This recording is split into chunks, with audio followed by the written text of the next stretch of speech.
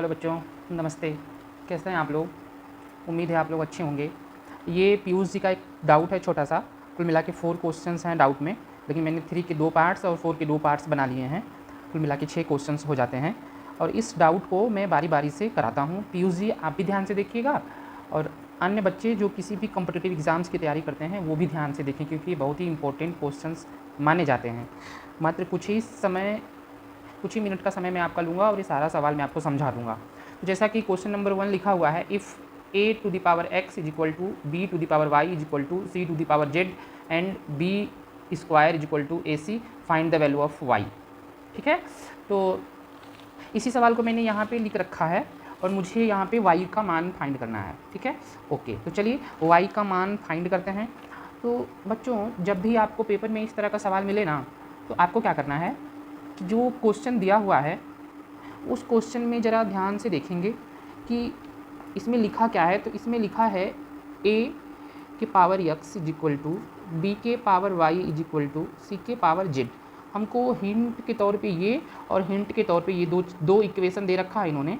बोल रहा है कि y का मान बताइए। चलिए ठीक है, तो आप कभी भी जब ऐसे क्वेश्चन मिले ना तो इसको के इक्वल कर लिया करो। आप बोलोगे गुरुजी क्यों, मैं आपकी बात क्यों मानूं, मैं क्यों के इक्वल करूं, और ये के है क्या? तो मैंने बोला रुको समझाते हैं कि कांस्टेंट नंबर है।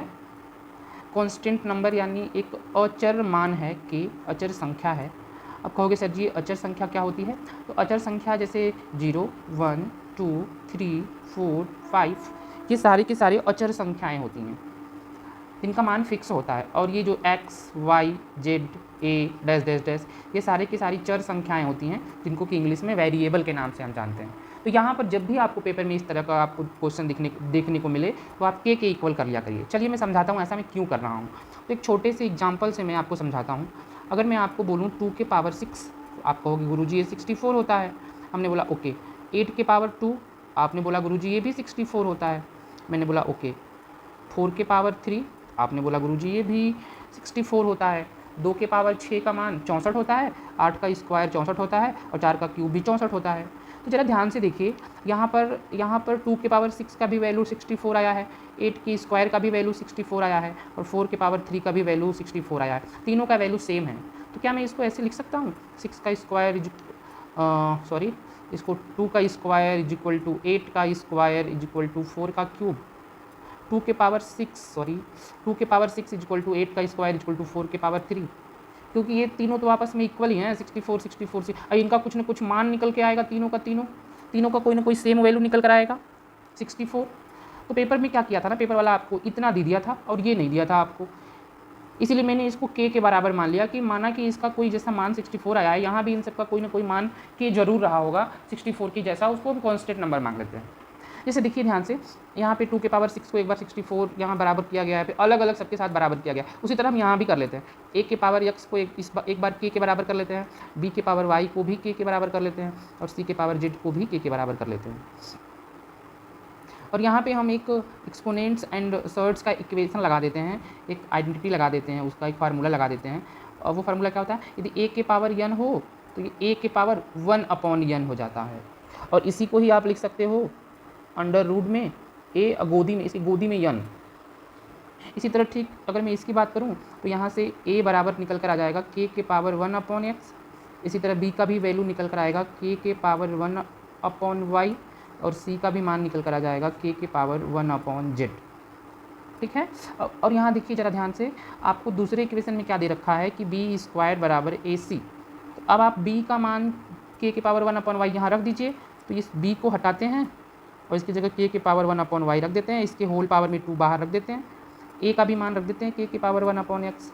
और इन दो वेरिएबल नंबर्स के बीच में कुछ नहीं है तो हम हमेशा मल्टीप्लाई मान के चलेंगे और यहाँ भी k के पावर में 1/z रख देंगे। देखिए यहाँ फिर एक आइडेंटिटी लगा लीजिए।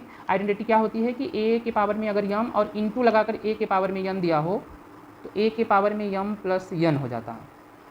अगर गुणा में बेस सेम है तो पावर जुड़ जाते हैं। ओके, तो जैसे देखिए यहाँ गुणा है, मल्टीप्लाई है और बेस, इनको नीचे वाले को बेस बोलते हैं। अगर बेस सेम है तो पावर जुड़ जाएंगे, तो k के पावर हो जाएगा 1/x प्लस 1/z।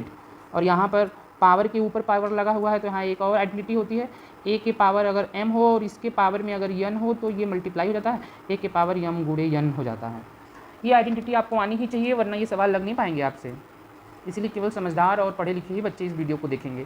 देखिए पावर में अगर पावर लगा हो तो पावर का मल्टीप्लाई होता है, ठीक उसी तरह इसका इसमें जब मल्टीप्लाई करेंगे तो k के पावर 2 इंटू 1/y हो जाएगा, और 2 का ऊपर गुड़ा, नीचे कुछ नहीं तो 1 ले लेंगे, 1 का नीचे गुड़ा, तो 2/y k के पावर 2/y हो जाएगा, क्योंकि 2 का ऊपर में ऊपर गुड़ा, नीचे में नीचे गुड़ा, y में 1 गुड़ा करोगे y आएगा, बराबर k के power 1/x plus 1/y, sorry 1/z।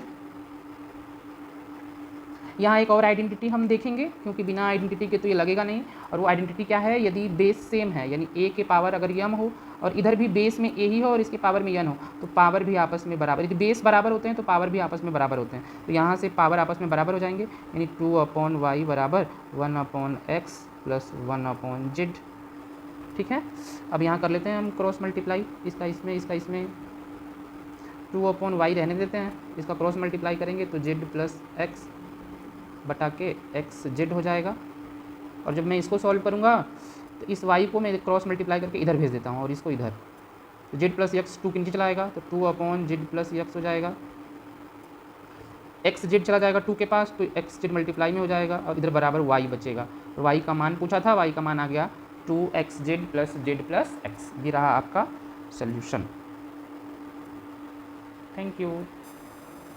तो बच्चों ये पीयूष जी का हम दूसरा क्वेश्चन देखते हैं। दूसरा क्वेश्चन उन्होंने ये पूछा था कि if 3 to the power x is equal to 5 to the power y is equal to 75 to the power z then prove that z is equal to xy upon 2x plus y। Okay, तो इस question को हम क्या करते हैं कि अपनी copy पे यहाँ पे लिख लेते हैं, मैंने ऑलरेडी लिख रखा है, अब मैं इसको सॉल्व कराता हूँ कि कैसे हम इसको करेंगे सॉल्व। ठीक है, चलिए ध्यान से देखिए। जैसा कि मैंने आपको बता रखा है इसके पहले वाले वीडियो में, कि इसके पहले वाले क्वेश्चन में, कि बच्चों जब कभी भी आपको इस तरह का इंटरफेस दिखाई दे, किस तरह का, तो इस तरह का 3 टू द पावर x बराबर 5 टू द पावर y बराबर 75 टू द पावर z।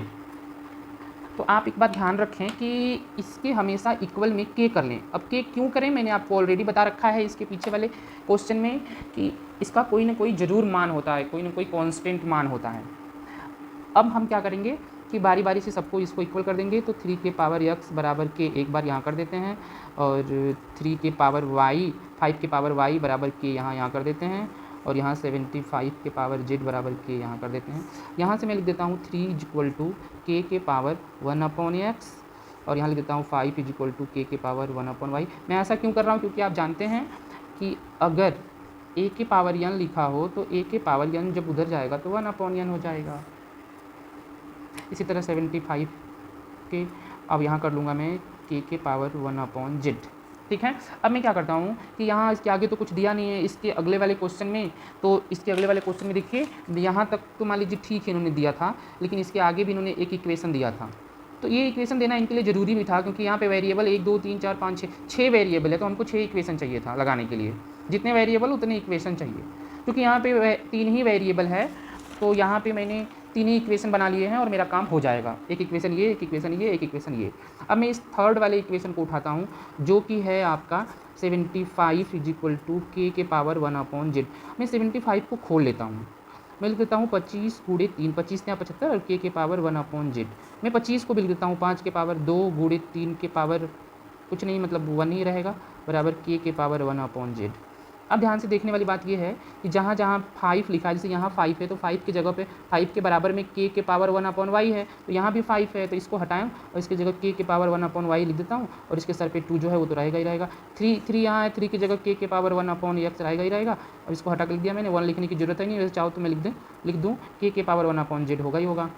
अब पावर में पावर का मल्टीप्लाई हो जाएगा, तो k के पावर 2/y इंटू k के power 1/x is equal to k के पावर 1/z।